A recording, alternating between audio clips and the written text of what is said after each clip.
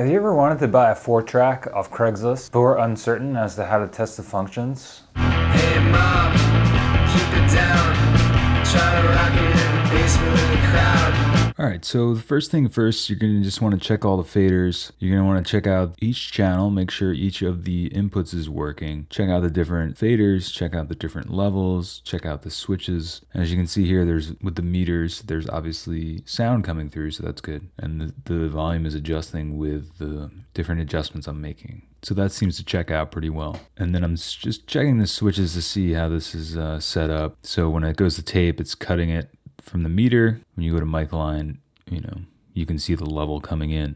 I'm going to switch over to the second channel and check that one out. Pretty much just do the same thing down the line, ensuring that, the lights are working, the meters are working, each channel is working, doing the same thing for each one, putting the faders up to about 7 or 8, that's the sweet spot. The master's at 7 or 8. I'm just ensuring that each channel is working, because the first four channels are extremely important, obviously, because this thing's a 4-track. Checking out 5 and 6 just to make sure the input works. As of right now, I'm not even checking out the tape function yet. I'm just checking out the mixer side, because if the mixer side doesn't work, even if the cassette side is still good, you're going to run into some issues. I mean, not to say, I guess it just really depends what you're trying to do, But I mean, the beauty of these is that you can use them as a mixer. If you don't even want to use them to record, they're pretty sweet little mixers, But so I just went down the line checking out each one of the inputs, make sure they're working, checking out the pans, checking out the trim knobs, checking out the EQs, making sure things are still responsive. And I'm just using a guitar cable that I tested out, because it's important to test out the cable. If you bring a bum cable, you might think the 4-track's messed up, but it could just be your cable. So make sure all your equipment is in good working order, because I've run into situations personally where I thought something was messed up with an amp I was testing out or with a guitar, and it turned out it was the cable. And it's pretty embarrassing, but you live and learn, man. So you're going to want to bring a tape with you and just pop it in there like so. Should go in pretty nice and easy. And now I'm just going to check out the transport controls, because that's very important. But I'm actually advancing the tape because of the tape leader. That's important to do as well, because there's a little bit of, there's just like a plastic strip that holds the tape to the inside. So if you don't advance it a little bit, you might start recording and not actually record, because there's that little plastic runner leader part. Testing out the channel again, getting ready to record onto my tape. The 424 original one is pretty sweet because it's so simple. And I gotta say, I love the feel of the knobs and the faders. It's different than the Mark III and the Mark II. The Mark II is more similar to the Mark III. And the color is obviously different as well, if you're into aesthetics. But yeah, this one doesn't have XLR inputs.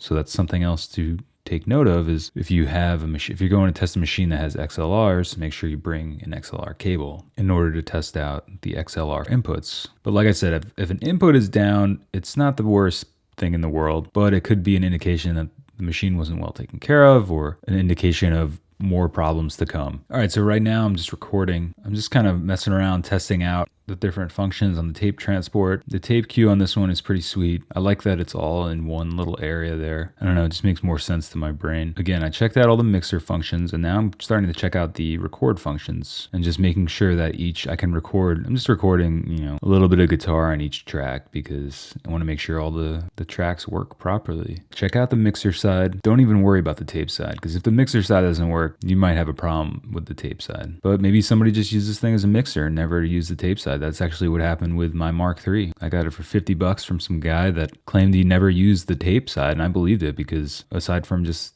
a little bit of dust here and there, it was in really nice shape. But one of the, channel 4 was a little fuzzy, which I had Jay fix eventually. All right, so yeah, now I'm just playing back what I recorded, making sure I can control the sound, and pretty simple, if you know how a mixer works.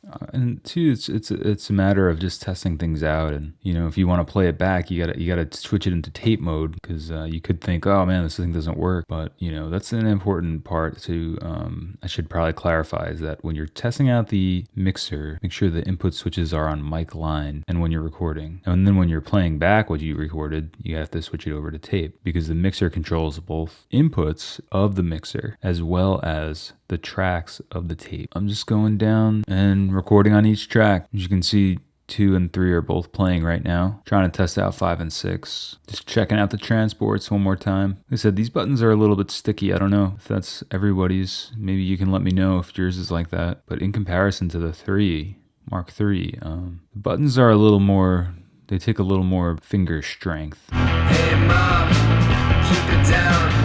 Try to rock it in the basement with the crowd. If you found this video useful, don't forget to smash that subscribe button, you nerd. Godspeed, my friend. Now go scour Craigslist for those Tascam 424 deals.